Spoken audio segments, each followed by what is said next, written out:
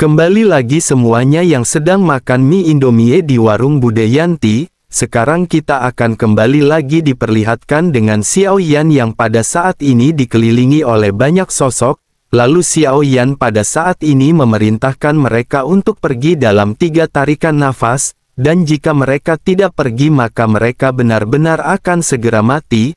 Mendengar teriak keras Xiao Yan ini, pria yang merupakan langkah ke-8 keabadian Kaisar seketika meledek Xiao Yan. Sosoknya berkata bahwa dirinya tidak tahu dari manakah Xiao Yan mendapatkan keberanian untuk mengucapkan kata-kata sombong seperti ini. Jika begitu permasalahannya maka sebaiknya semua saudara yang berada di sini bersiap untuk mengambil tindakan. Belasan sosok tiba-tiba berkumpul dan masing-masing di antara mereka memandang ke arah Xiao Yan dengan niat membunuh yang kuat.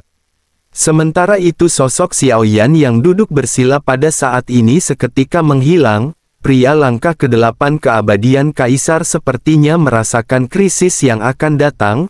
Ekspresinya berubah dan dirinya pada saat ini berniat untuk mundur. Tetapi karena ada banyak orang dirinya pada saat ini tentu saja tidak bisa mundur.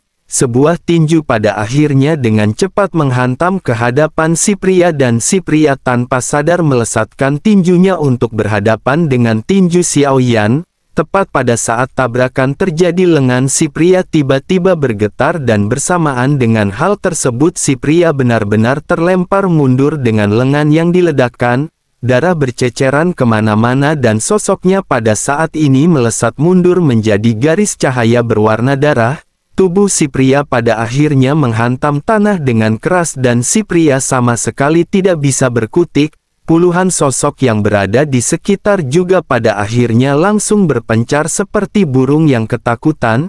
Jelas sekali kebanyakan di antara mereka hanya ingin menakut-nakuti Xiao Yan dan yang lainnya. Mereka sesungguhnya tidak benar-benar berani untuk mengambil tindakan menyerang kelompok Xiao Yan. Xiao Yan benar-benar telah mengejutkan semua orang dengan hanya satu pukulan. Suara dingin Xiao Yan pun segera terdengar ketika Xiao Yan berkata bahwa dirinya tidak tertarik dengan hidup mereka. Seharusnya mereka mengerti apa yang pada saat ini harus mereka lakukan. Begitu selesai berbicara Xiao Yan segera mendekati istana Chen. Xiao Yan tidak perlu mengatakan apapun karena tinju Xiao Yan telah berbicara. Semua orang benar-benar menjauh dan sekelompok orang yang paling dekat dengan istana Chen juga pada saat ini berpencar. Meskipun ada ekspresi keengganan di wajah mereka tetapi mereka semua hanya bisa mundur. Sementara itu sosok pria yang merupakan langkah ke-8 keabadian Kaisar yang lengannya dihancurkan akibat pukulan Xiao Yan pada saat ini ekspresinya tampak pucat dan dirinya mundur ke belakang kerumunan tanpa berani mengatakan apapun. Xiao Yan dan rombongannya melangkah ke istana Chen dan tidak lama kemudian suara pertempuran sengit segera terdengar dari dalam. Hanya saja suara perkelahian ini berumur pendek dan tidak berlangsung lama. Selanjutnya kelompok orang meninggalkan istana Chen dan pria yang berada di langkah ke-8 keabadian Kaisar pada saat ini menundukkan kepalanya. Dirinya benar-benar takut Xiao Yan akan datang untuk menyelesaikan permasalahan sebelumnya. Si pria hanya bisa menatap ke arah Xiao Yan yang pada saat ini mengeluarkan token iblis keabadian kuno. Sudah ada 4 segel emas yang pada saat ini berada di atas token tersebut. Xiao Yan lanjut bergumam bahwa Xiao Yan masih belum bertemu dengan Ning Yao. Mungkin Xiao Yan akan bertemu dengan Ning Yao di aula berikutnya. Begitu selesai berbicara Xiao Yan kembali mengenakan jubah berkerudung dan menutupi wajahnya dengan hati-hati. Xiao Yan pada saat ini berniat untuk memurnikan pil detoksifikasi sebelum akhirnya bertemu dengan Ning Yao. Namun begitu memikirkan permasalahan ini Xiao Yan memutuskan untuk bertanya kepada Jin Huanshen. Xiao Yan bertanya, bukankah klan dewa asli sangat takut dengan racun? Jika begitu permasalahannya apakah Jin Huanshen tahu cara untuk memecahkannya? Jin Huanshen segera berkata kepada Xiao Yan bahwa itu memang benar, cara memecahkannya sesungguhnya juga tidak sulit. Selain itu bukankah lebih baik menghadapi lawan sebelum dirinya melepaskan racunnya? Xiao Yan sedikit mengerutkan kening sebelum akhirnya bertanya bagaimana jika racunnya dilepaskan sebelum mereka bisa menghabisi orang tersebut. Jin Huanshen pun lanjut berkata bahwa mereka para dewa asli selalu membawa pil penawar racun setiap saat, oleh karena itu tentu saja mereka tidak takut akan hal ini. Xiao Yan dengan sedikit heran kembali bertanya apakah ada orang yang pandai memurnikan obat di klan dewa asli. Jin Huanshen segera berkata sesungguhnya bukan itu permasalahannya. Orang-orang dari dewa asli hanya perlu menangkap beberapa alkemis untuk membuat pil detoksifikasi. Xiao Yan hanya terdiam mendengar apa yang baru saja dikatakan oleh Jin Huanshen. Tampaknya tidak ada cara lain selain Xiao Yan harus memurnikan pil detoksifikasi. Xiao Yan pada akhir memutuskan untuk segera bergegas pergi meninggalkan istana Chen. Hanya dalam waktu singkat Xiao Yan pada akhirnya telah sampai di dekat istana berikutnya yakni Istana Shen. Xiao Yan pada saat ini segera bercokol di atas pegunungan karena sebelum memasuki tempat ini Xiao Yan melihat bahwa tempat tersebut ditutupi oleh segel beracun. Melihat hal ini firasat buruk melonjak di dalam hati Xiao Yan dan Xiao Yan berpikir bahwa kemungkinan besar Xiao Yan akan bertemu dengan Ning Yao di sini. Xiao Yan pada akhirnya bergumam bahwa mereka tidak bisa mengambil resiko dan Xiao Yan harus bersiap. Sesungguhnya jika dipikir-pikir Xiao Yan pada saat ini memiliki peluang tinggi untuk bisa menghabisi Ning Yao. Xiao Yan juga telah diberikan belati Tongyu yang bisa menghancurkan jantung berwarna biru. Selain itu Xiao Yan juga memiliki keberuntungan iblis keabadian kuno. Tidak sulit bagi Xiao Yan untuk menghabisi Ning Yao dengan kekuatan keberuntungan iblis keabadian kuno. Tetapi tentu saja Xiao Yan juga tidak ingin menggunakan keberuntungan tersebut untuk menghancurkan Ning Yao. Selain dari istana bumi pada saat ini ada juga istana surgawi dan Xiao Yan harus mempersiapkan semuanya dengan baik. Xiao Yan pada akhir menghela nafas dan Xiao Yan segera membentuk sebuah gua di puncak gunung. Xiao Yan lanjut berkata kepada semua orang bahwa Xiao Yan akan mengasingkan diri untuk beberapa waktu. Mereka juga bisa memanfaatkan situasi ini karena ada banyak binatang ajaib di sekitar. Begitu selesai berbicara Xiao Yan melangkah maju dan sedikit menoleh menatap ke arah Long Biao. Xiao Yan tidak berkata-kata dan hanya menatap ke arah Long Biao dan Long Biao seketika langsung mengerti. Long Biao dengan segera berkata bahwa dirinya tidak akan pernah lari. Senior pada saat ini tidak perlu khawatir. Xiao Yan pada akhirnya segera bergegas maju masuk ke kedalaman gua yang telah dibentuk oleh Xiao Yan. Tempat mereka pada saat ini berada di luar penghalang racun. Gunung di sini sudah berwarna hitam keunguan dan tanaman yang tumbuh di dalamnya juga terlihat aneh. Xiao Yan mengesampingkan permasalahan ini dan Xiao Yan pada saat ini segera memutuskan untuk duduk bersila. Xiao Yan lanjut bergumam bahwa gas beracun di sini sangat kaya tetapi juga mengandung atribut kayu yang kuat. Xiao Yan mungkin dapat mengumpulkannya sebelum memurnikan obat. Xiao Yan perlahan menutup matanya dan menekan telapak tangannya ke tanah dan atribut kayu yang tidak terlihat datang dari segala arah. Setelah beberapa saat bola cahaya bersinar dengan warna kehijauan seketika terbentuk di tangan Xiao Yan. Xiao Yan menggunakan dirinya untuk mengumpulkan kekuatan 5 elemen. Selanjutnya Xiao Yan mengirimkannya ke taman spiritual pagoda pemurnian. Xiao Yan sedikit menghela nafas karena hanya saja atribut kayu yang terdapat di tempat ini tidak cukup untuk taman Lingpu, tetapi hal ini lebih baik jika dibandingkan dengan tidak ada sama sekali. Xiao Yan lanjut mengalihkan topik pemikirannya ke komisi yang baru-baru ini didapatkan oleh Xiao Yan di alam dewa kekacauan. Baik nomor 4 dan nomor 6 memiliki tugas yang harus dimurnikan oleh Xiao Yan. Ada juga kerjasama yang dibentuk oleh nomor 7 dan dibandingkan dengan dua lainnya Xiao Yan sebenarnya lebih tertarik pada kerjasama dengan nomor 7 atau Qi. Xiao Yan pada akhirnya mulai mengobrak-abrik resep pil yang diberikan kepada Xiao Yan.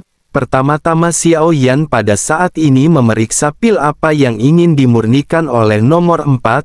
Begitu Xiaoyan membuka slip batu giok, Xiaoyan tertegun membaca pil yang berjudul Pil 9 Naga Sejati. Pil ini sudah tidak lagi asing bagi Xiaoyan karena Yuyan menyebutkan pil ini ketika Xiaoyan sedang bercanda dengan Yuyan. Tidak disangka Xiaoyan pada akhirnya dipercayakan untuk memurnikan pil ini oleh nomor 4. Xiaoyan hanya bisa tersenyum pahit dan sedikit ragu-ragu menatap ke arah pil ini. Xiaoyan pada akhirnya segera membuka resep pil yang dipercayakan oleh nomor 6, tetapi sebelum Xiaoyan membukanya, Xiaoyan menggunakan kekuatan spiritualnya untuk memindai. Xiaoyan harus memastikan bahwa tidak ada di atasnya sebelum jiwa Xiaoyan menembusnya. Sesaat kemudian Xiaoyan membaca resep yang perlu dimurnikan oleh nomor 6. Xiaoyan bergumam bahwa pil ini adalah pil pemakan jiwa 7 mayat dan pil ini bukanlah pil obat melainkan pil racun.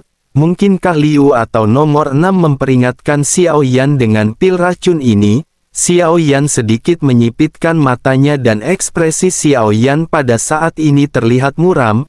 Xiaoyan juga pada saat ini masih belum memiliki rencana untuk memurnikan ramuan ini demi nomor 6. Xiaoyan mengerutkan kening dan bergumam bahwa Suqian Tai ini adalah monster tua yang telah bertahan untuk waktu yang lama. Menggunakan ramuan beracun sebagai peringatan kepada Xiaoyan memang sejalan dengan perilaku orang-orang Taiksu. Xiaoyan tidak terlalu memperhatikannya dan Xiaoyan pada akhirnya segera mengesampingkan permasalahan ini. Namun meskipun Xiaoyan masih sangat berhati-hati pada saat ini, di sisi lain di bangunan di dunia Taiksu terdapat sesosok yang terkandung di dalam kristal berwarna merah darah.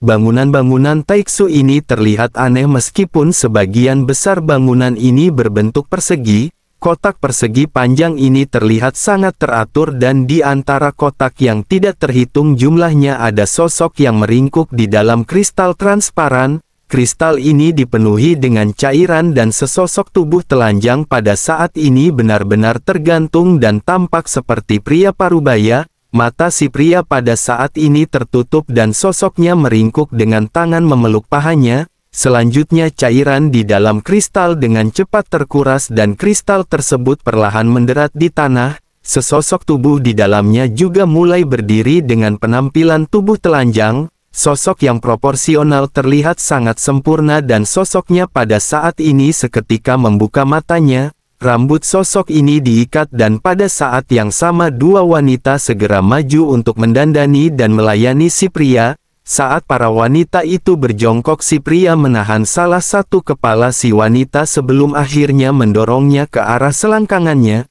Si pria menutup matanya dan terlihat sangat menikmati. Setelah beberapa saat dirinya pada akhirnya mendorong kepala si wanita itu menjauh dan mulai mengancingkan jubahnya dan berjalan ke depan. Di hadapannya ada sebuah platform dan pria itu seketika melambaikan tangannya. Tirai tipis mulai meraung dan seketika membentuk 9 berkas cahaya. Si pria pada akhirnya bergumam beraninya dirinya memeriksa slip batu giok tersebut. Tampaknya Jiu atau 9 benar-benar bertindak ceroboh. Slip batu giok Taiksu bukanlah slip batu giok biasa dan dirinya tidak memerlukan segel jiwa untuk menguncinya. Si pria pada saat ini lanjut mendongak menatap ke arah salah satu cahaya yang pada saat ini bersinar terang. Sosoknya lanjut bergumam bahwa orang ini ternyata berada di alam iblis keabadian kuno. Seharusnya sosok ini berasal dari Sensi dan mengapa dirinya berada di alam iblis keabadian kuno saat ini? Jika begitu permasalahannya, maka dirinya pada saat ini ingin melihat siapakah sosok di balik nomor 9 ini. Si pria seketika mengangkat tangannya dan berkas cahaya menyebar dan aliran cahaya biru terus-menerus melintasi langit. Sosoknya pada saat ini tampak sedang mencari sesuatu, tetapi saat yang bersamaan aliran cahaya biru ini tiba-tiba bergetar dan meledak menghilang dengan keras. Pria itu tiba-tiba mengerutkan kening melihat aliran cahaya biru yang menghilang dari peron. Ekspresinya tiba-tiba menjadi muram sebelum akhirnya sosoknya bergumam, siapakah yang berani menghentikannya?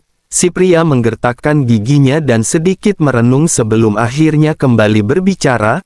Sosoknya berkata dirinya merasa bahwa tidak ada orang lain selain wanita gila itu yang berniat untuk menghentikannya.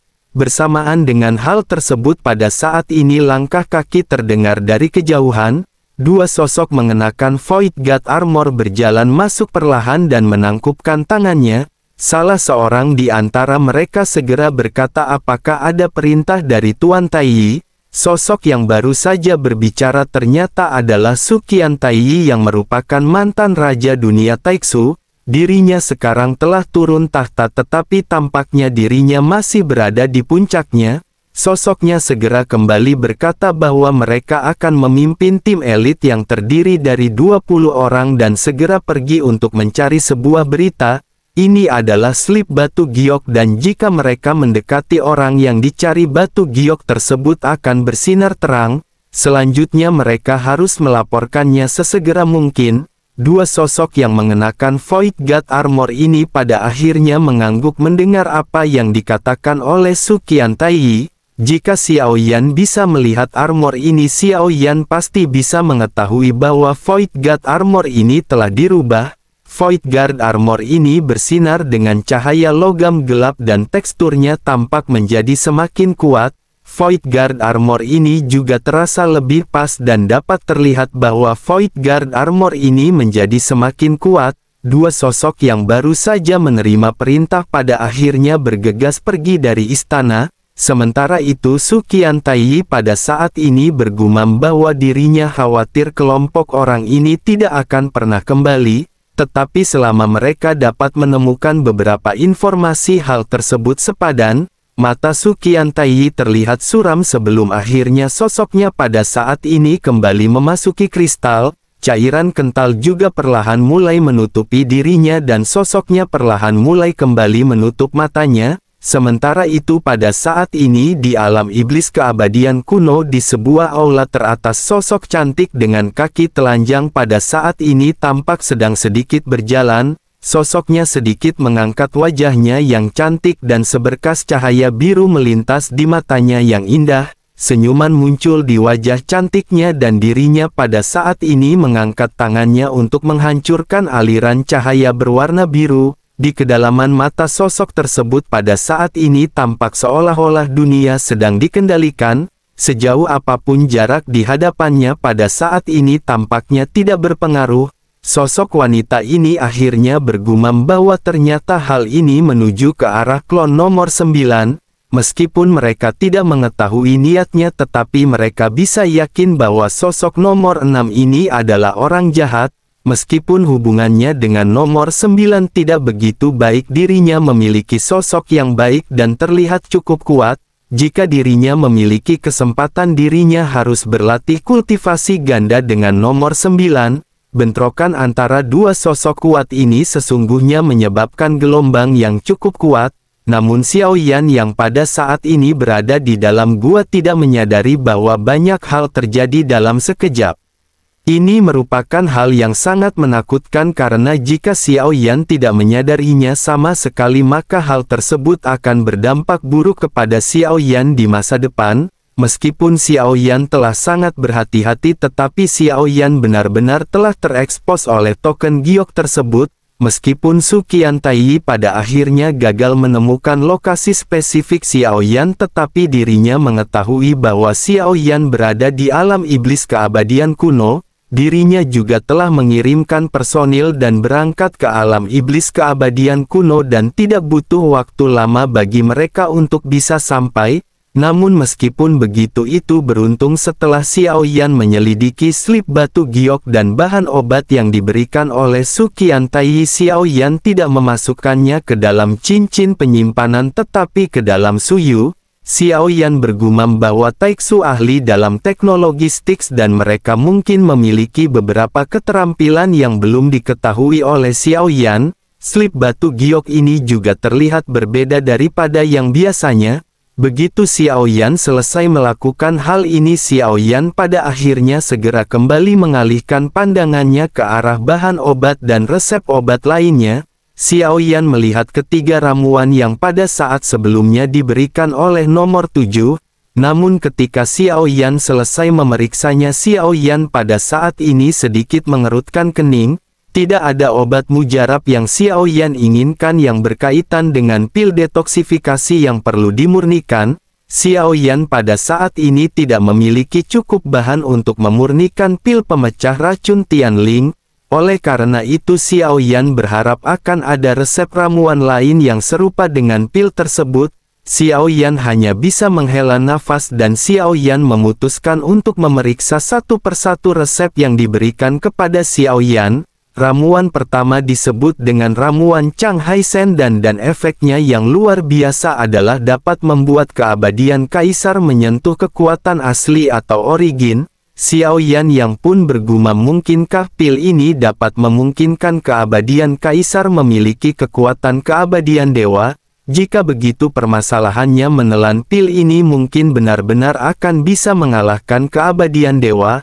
Resep pil ini benar-benar membuat mata Xiao Yan melonjak dan godaan ini benar-benar membuat Xiao Yan tertarik.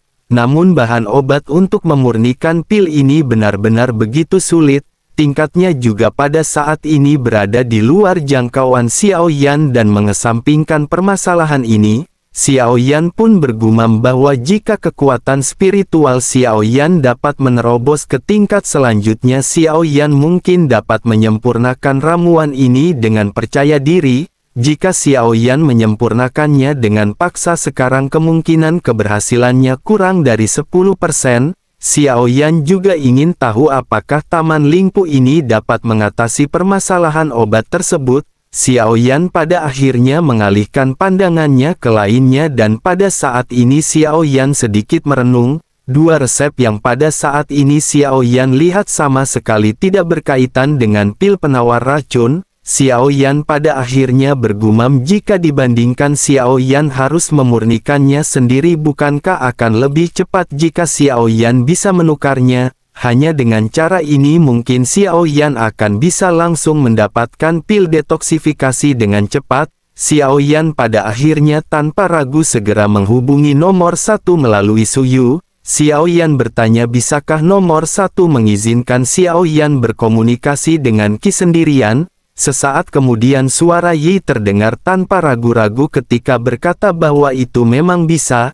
Apakah Xiao Yan membutuhkannya sekarang juga? Xiao Yan menjawab dengan tergesa-gesa dan sopan bahwa Xiao Yan tidak membutuhkannya pada saat ini. Xiao Yan harus menunggu beberapa saat dan bersiap. Nomor 1 atau Yi pada akhirnya kembali berkata bahwa itu bukanlah permasalahan. Xiao Yan bisa memberitahunya jika Xiao Yan telah siap. Xiao Yan pada saat ini berpikir bahwa nomor 1 benar-benar begitu baik terhadap Xiao Yan. Xiao Yan berpikir bahwa Xiao Yan tidak bisa terlalu banyak berhutang budi kepada nomor 1. Xiao Yan pada akhirnya bertanya mungkinkah mereka perlu bertukar bantuan. Nomor 1 segera berkata bahwa kali ini dirinya akan memberikannya kepada Xiao Yan tanpa menerima bantuan apapun. Xiao Yan pun tersenyum dan segera mengucapkan terima kasih kepada nomor 1. Xiao Yan pun menghela nafas dan Xiao Yan pada saat ini kembali mengalihkan pandangannya ke arah ramuan di hadapannya. Xiao Yan pada saat ini memilih salah satu ramuan untuk dimurnikan dan jiwa Xiao Yan segera memasuki ke kedalaman slip batu giok untuk melihat ramuan tersebut. Sesaat kemudian Xiao Yan bergumam bahwa ini adalah ramuan tubuh besar dewa dan iblis. Ekspresi Xiao Yan berangsur-angsur menjadi aneh meskipun sesungguhnya tidak ada yang salah dengan ramuan tersebut. Hanya saja bahan yang digunakan untuk memurnikan ramuan ini membuat Xiao Yan sedikit terkejut. Di dalamnya terdapat bahan obat utama yang diperlukan yakni darah yang mengalir di tubuh dewa asli. Fungsi pil ini adalah agar yang menelannya memiliki efek kekuatan fisik yang kuat. Begitu Xiao Yan mengetahui informasi ini, Xiao Yan pada akhirnya berhenti membuang-buang waktu dan segera mengeluarkan kuali obat. Xiao Yan dengan segera mulai memurnikan bahan obat yang diberikan oleh nomor 7. Sementara itu di luar gua pada saat ini sosok Zonggu dan yang lainnya berkeliaran di sekitaran hutan. Mereka menangkap beberapa binatang buas yang berada di sekitar. Namun dari waktu ke waktu mereka terus-menerus memandang ke arah pegunungan tempat Xiao Yan berada dan mereka terus-menerus melindungi Xiao Yan. Mereka juga pada saat ini berhasil mendapatkan beberapa kristal inti monster yang berada di sekitar. Bagaimanapun kristal ini sangat bermanfaat bagi mereka untuk meregenerasi kekuatan keabadian mereka yang pada saat sebelumnya belum kembali ke puncaknya juga bisa digantikan oleh hal ini. Mereka juga pada saat ini tidak memutuskan untuk mendekati Istana Chen karena ada penghalang racun. Kabut beracun ini terus-menerus memasuki kedalaman Istana Chen dan untuk bisa menerobosnya tidaklah mudah. Pada saat ini terlihat beberapa sosok sedang duduk bersila di kedalaman Istana Chen. Wajah sosok-sosok ini berwarna biru dan ungu dan sepertinya mereka sedang diracun. Hanya satu dari sosok ini yang memiliki ekspresi yang normal dan tidak ada yang aneh di tubuhnya. Sosok ini tidak lain dan tidak bukan adalah Ning Yao. Sosok lainnya di samping Ning Yao adalah Wen Qiang yang pada saat sebelumnya menjadi pemimpin kelompok Ning Yao. Orang-orang yang tersisa adalah budak yang dibawa oleh Ning Yao dan mereka semua juga pada saat ini tampak diracun. Ning Yao pada saat ini memandang ke arah Wen Qiang dan bergumam bahwa berkat penghalang racun ini setidaknya dirinya hanya perlu menambahkan sedikit racun untuk menjatuhkan orang-orang ini. Ning Yao pada saat ini sesungguhnya tidak bisa membunuh Wen Qiang secara langsung. Oleh karena itu Ning Yao pada saat ini terus-menerus meracuni Wen Qiang dan yang lainnya hingga mereka setengah sadar. Adapun Istana Chen pada saat ini tampak terlihat sepi dan tampaknya telah terjadi pertempuran besar sebelum Ning Yao datang ke sini. Ning Yao pun melihat ke sekitar dan bergumam bahwa tempat ini sesungguhnya mengandung keberuntungan, tetapi jika dirinya ingin menerobos keabadian para dewa dirinya harus menemukan cara untuk mendapat pengakuan atas kehendak atau keinginan iblis keabadian kuno. Ning Yao pada akhirnya kembali mengalihkan pandangannya ke arah Wen Qiang dan yang lainnya termasuk budak dewa di sekitarnya. Ning Yao pada saat ini sesungguhnya tidak takut untuk menghancurkan Wen Qiang meskipun dirinya akan juga ikut hancur. Hal itu dikarenakan dirinya pada saat ini memiliki jantung berwarna biru dan akan mudah baginya untuk bisa kembali membentuk tubuh. Pada akhirnya memikirkan hal ini sebuah cahaya bersinar di lengannya dan sebuah belati berwarna hijau muncul. Ning Yao pada saat ini segera menghampiri Wen Qiang dan tanpa basa-basi langsung menusuk jantung Wen Qiang. Tetapi begitu serangan ini hendak mengenai Wen Qiang tiba-tiba sebuah cahaya keemasan muncul di depan Wen Qiang. Cahaya ini seperti sebuah perisai cahaya yang langsung menyelimuti sosok Wen Qiang. Tampaknya meskipun Wen Qiang pada saat ini tidak sadarkan diri dan matanya tertutup dirinya terlihat sangat waspada dan telah membuat persiapan perlindungan untuk mencegah hal yang tidak diinginkan. Ekspresi Ning Yao juga menjadi semakin gelap dan dirinya bergumam bahwa dirinya tidak menyangka sosok ini akan begitu berhati-hati.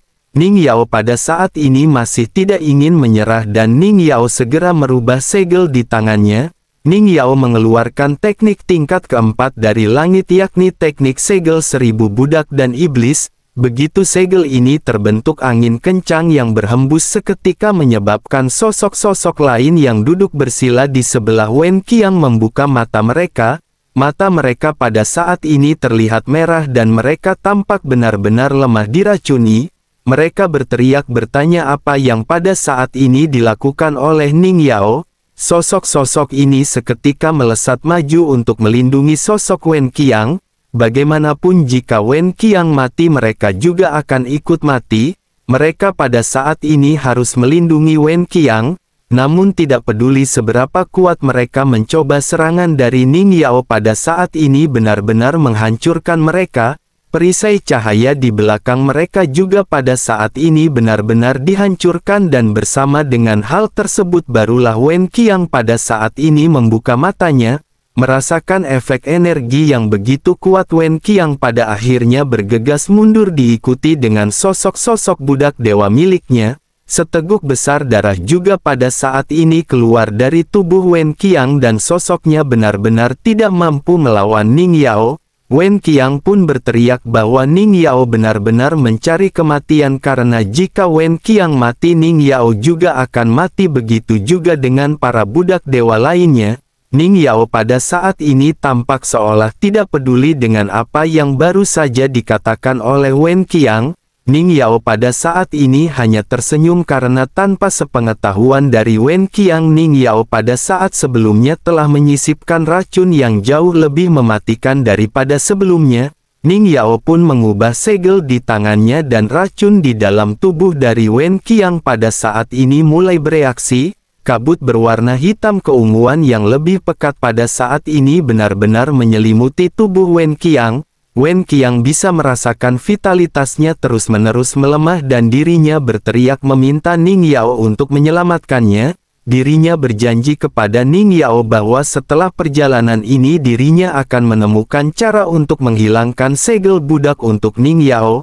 Ning Yao pada saat ini mendengus dingin dan sama sekali tidak berniat untuk mendengarkan perkataan Wen Qiang. Dirinya segera melesat maju dan segera melesatkan lesatan pedang berkali-kali ke arah Wen Qiang. Ning Yao pada saat ini berniat untuk menghancurkan tubuh Wen Qiang secara langsung dan bersama dengan hal tersebut Wen Qiang juga telah mengaktifkan segel budak di leher Ning Yao.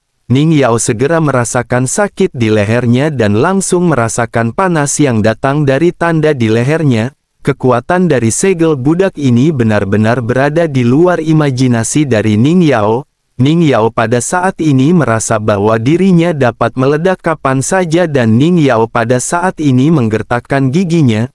Ning Yao pada akhirnya segera melonjakkan racun yang lebih kuat untuk menghancurkan Wen Qiang. Pada akhirnya setelah beberapa saat Ning Yao juga mengeluarkan tebasan mematikan untuk menghancurkan tubuh Wen Qiang. Tubuh Wen Qiang pada saat ini terpisah menjadi beberapa bagian. Racun yang begitu kuat juga pada saat ini benar-benar membusukkan daging dan darah Wen Qiang. Jiwa dari Wen Qiang juga pada akhirnya segera terpisah dari daging dan darahnya sambil menjerit keras. Tanpa banyak penundaan Ning Yao pada saat ini membuka mulutnya dan menyerap jiwa dari Wen Qiang. Bersamaan dengan jiwa Ning Yao yang benar-benar juga dihancurkan, segel budak juga ikut diaktifkan. Segel di leher semua budak yang berada di sini termasuk dengan Ning Yao pada akhirnya bersinar dengan terang. Bersamaan dengan hal tersebut pada saat ini penguasa Istana Sen di bawah juga baru saja dibangkitkan. Merasakan aura yang begitu kuat sosoknya segera melesat dan berteriak, siapakah yang berani membuat keributan? Namun baru saja perkataannya terdengar pada saat ini satu persatu budak dewa meledakkan tubuhnya masing-masing. Kekuatan penghancuran diri seorang yang berada di tingkat keabadian kaisar tidak dapat dibayangkan. Terlebih ini juga merupakan penghancuran diri dan dari beberapa sosok kuat yang berada di satu tempat yang sama. Dengan begitu maka energi yang dihasilkannya juga tidak akan bisa terbayangkan. Dalam sekejap mata tempat yang berada di sekitar Istana Sen pada saat ini benar-benar dihancurkan. Bahkan penguasa Istana Sen yang baru saja dibangkitkan pada saat ini benar-benar telah kembali kehilangan vitalitasnya. Dirinya mati dengan cara yang begitu menyedihkan karena bahkan dirinya tidak tahu apa yang pada saat ini terjadi. Ledakan ini bergema ke sekitar dan gelombang racun pada saat ini menyusut dengan cepat. Energi yang dipenuhi dengan kekerasan pada akhirnya meluluh lantahkan tempat yang pada saat ini berada di sekitar. Bahkan gelombang energi ini juga membuat getaran yang begitu dahsyat di tempat Xiao Yan berada. Xiao Yan pada saat ini melambaikan tangannya dan membentuk segel untuk menstabilkan pegunungan. Xiao Yan pada saat ini berada di langkah kritis dalam proses pemurnian. Xiao Yan tidak bisa diganggu dan Xiao Yan pada saat ini terus-menerus fokus pada proses pemurnian. Sosok Zonggu dan yang lainnya juga pada saat ini terlempar menjauh oleh energi yang begitu dahsyat. Setelah beberapa saat barulah mereka menstabilkan tubuh dan Yongdong bergumam bahwa ini adalah penghancuran diri dari makhluk tingkat keabadian kaisar. Selain itu yang lebih mengejutkannya lagi adalah bahwa penghancuran diri ini tidak hanya berasal dari satu sosok, ini merupakan lebih dari satu penghancuran diri. Long Biao dan yang lainnya pada saat ini terlihat keheranan begitu mendengar apa yang dikatakan oleh Yongdong.